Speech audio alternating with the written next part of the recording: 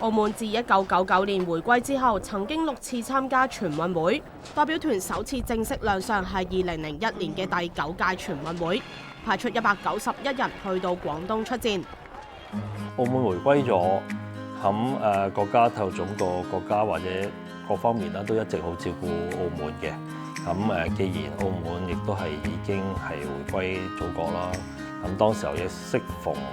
全運會即將舉行啦，咁所以亦都係邀請澳門去參與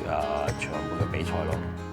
澳門該屆亦都首次承辦曲棍球同埋武術套路預賽，累積大型賽事嘅辦賽經驗，為之後主辦嘅東亞運動會打好根基。